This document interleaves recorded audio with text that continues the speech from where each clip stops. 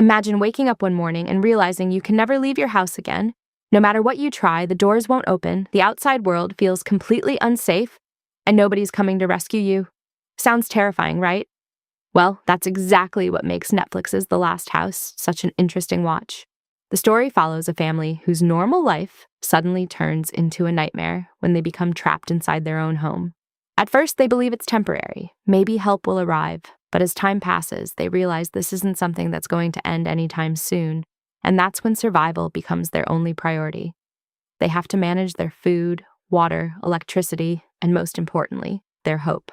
Because when you're trapped in the same place for years, staying alive isn't the only challenge. Staying mentally strong becomes a completely different battle. What makes the movie even more interesting is the mystery surrounding what's happening outside.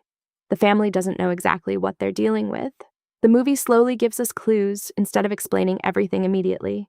You keep asking, why are they trapped? What's happening outside? And is the house actually protecting them or keeping them prisoner? And every time you think you've figured it out, there's another question. That's what keeps the suspense going. Another strong part of the movie is the family dynamic.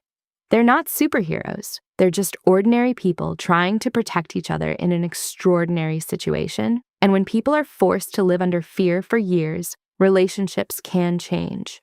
Trust gets tested. Arguments become unavoidable, and even the smallest decisions can have huge consequences. So while there is a mysterious threat outside, the movie also focuses on what isolation can do to people. And I think that's what makes The Last House different from a typical survival thriller. The house itself becomes part of the story. At the beginning, it's their safe place, but slowly it starts feeling more like a prison. And that creates this uncomfortable question. Would you rather stay inside somewhere you know is safe, or risk everything by going outside? The movie doesn't give you an easy answer. And honestly, that's what makes the concept so fascinating. So, should you watch The Last House? If you enjoy mystery, sci-fi, survival thrillers, and slow burn suspense, I think it's definitely worth adding to your Netflix list.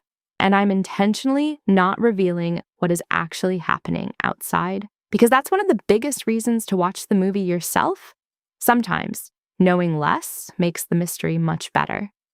So here's my question.